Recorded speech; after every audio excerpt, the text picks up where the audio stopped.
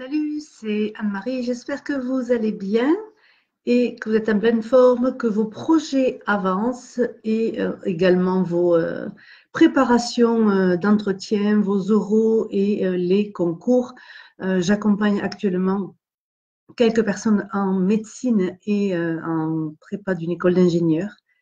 Et je viens vers vous aujourd'hui pour vous parler de ce que j'ai remarqué en entreprise. Vous savez que j'interviens pas mal en entreprise et donc j'ai des contacts avec des personnes jeunes qui travaillent avec des personnes un peu plus âgées et je suis en train de réfléchir à un article pour compléter celui sur les Jedi en entreprise, c'est-à-dire comment finalement les jeunes qui arrivent dans l'entreprise et qui sont donc porteurs de changements peuvent aider donc des personnes plus âgées qui, elles, donc, sont en résistance face au changement.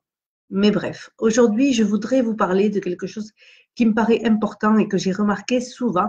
Ce sont les choses qui nous retiennent à faire des choses, qui nous retiennent pour avoir de l'élan pour faire un voyage, envoyer une lettre de candidature, rappeler quelqu'un ensuite pour savoir qu'est-ce qu'il a pensé de son CV ou de l'entretien qui a eu lieu. Donc, c'est vraiment oser rappeler quelqu'un et souvent, on a des choses qui nous retiennent. Alors, j'ai pris quelques notes sur mon ordinateur.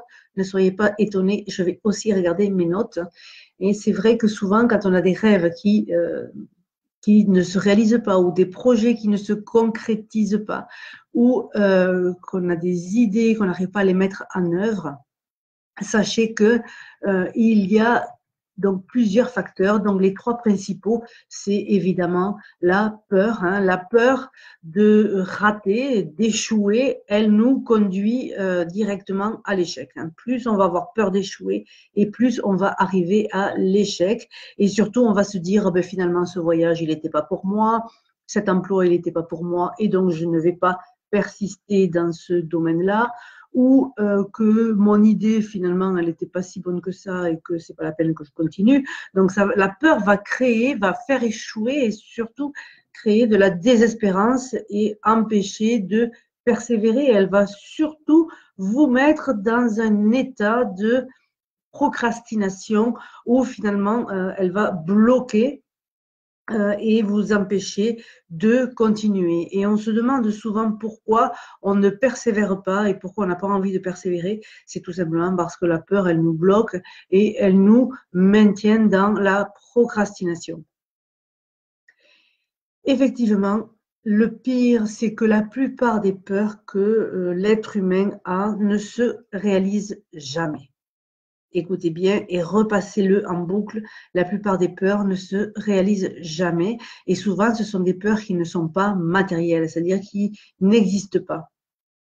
C'est pour ça qu'elles ne se matérialisent jamais. Si on est en haut d'un immeuble de 10 étages et que l'on a peur de tomber, cette peur-là, elle est légitime. C'est normal de ressentir des émotions, des angoisses, justement parce qu'on a peur de tomber. Mais la plupart des peurs, par rapport à des idées, par rapport à des pensées que je me fais, effectivement, elles ne se réalisent pas. Et surtout, on est souvent, ou les personnes sont souvent à côté de ce qu'il faudrait penser. En fait, c'est-à-dire qu'on va échafauder, on va imaginer des scénarios et notre mental va se mettre en route et va se mettre en branle en se disant oui, mais si je vais dans ce projet-là, oui, mais si je postule dans cette entreprise-là, qu'est-ce qui va se passer, etc., etc. Non.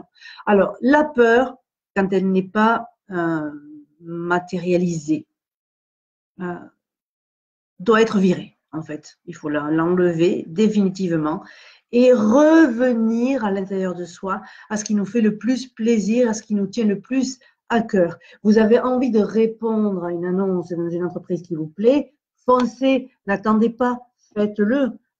Vous avez envie de mettre en place un projet d'entrepreneuriat, par exemple, foncez, allez-y, allez rencontrer des personnes, assistez à des réseaux, des réseautages et petit à petit, construisez votre projet. Surtout, lancez-vous, soyez dans l'action, parce que la peur, elle va vous conduire à la procrastination, c'est-à-dire à la non-action. Donc, on y croit et on se lance. La deuxième chose qui nous retient le plus souvent, ou la plupart du temps, les êtres humains, c'est le sentiment qu'on vous doit tout ou qu'on nous doit tout. C'est-à-dire on est dans l'attente que ça va arriver de l'extérieur et qu'on n'aura pas à fournir d'efforts de ce que l'on souhaite. Alors, je ne vais pas l'expliquer ici, mais ça s'explique avec la sociologie, la psychologie et la communication en sciences humaines. Tout ça, ça s'explique. C'est ce sentiment qu'on nous doit tout et donc ça nous met dans une espèce d'attente et ça nous conduit là aussi à la procrastination. Non, si vous avez envie de faire quelque chose, lancez-vous, n'attendez pas qu'on vienne vous proposer quelque chose, ça ne viendra jamais. Ou 0,01%, ça viendra peut-être, mais la plupart du temps, vous avez à vous lancer, vous avez à bouger, à aller vers, à mettre en place des actions, à vous mettre en action tout simplement, et à vous taper tout le travail à faire. Et oui, on ne va pas le faire à votre place plutôt que de rêver à quelque chose. Je vois souvent des jeunes ou des moins jeunes d'ailleurs, hein, mais qui pensent que l'action va venir des autres, ce qui est une grosse erreur. Hein. Donc en fait, lancez-vous, vous semez et un jour vous récolterez. Vous ne développerez aucun talent, effectivement, si vous n'êtes pas prêt à vous lancer dans ce que vous aimez.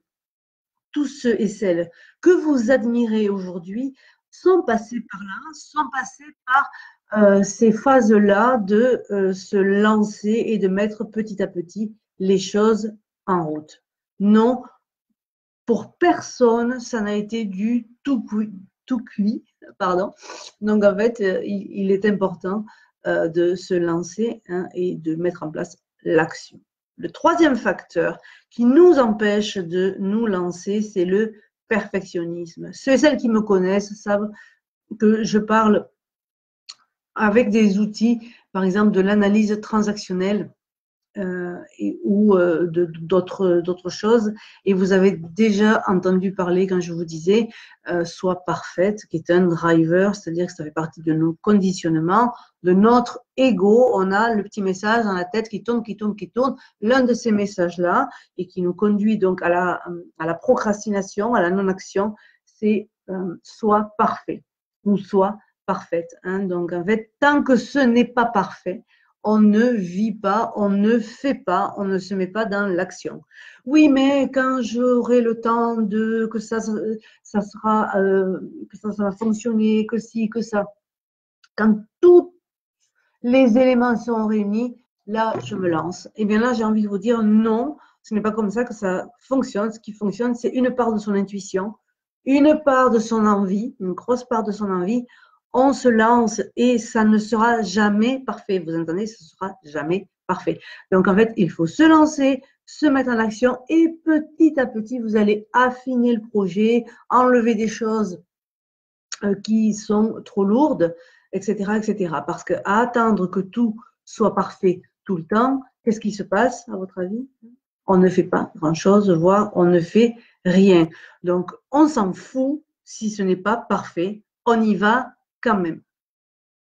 Alors, si vous vous reconnaissez dans ces trois phases, rappelez-vous que vous avez à sortir de votre zone de confort et à vous mettre dans l'action et à vous confronter aux autres, même si vous avez peur d'échouer, même si vous avez peur de vous casser la figure, vous vous relèverez toujours. D'accord? Alors, voilà ce que je voulais vous dire aujourd'hui dans ce mardi 26 février 2019. Lancez-vous à fond, mettez en place les actions et vous verrez que petit à petit, vous allez réussir tout ce que vous allez entreprendre. Je vous dis à très vite.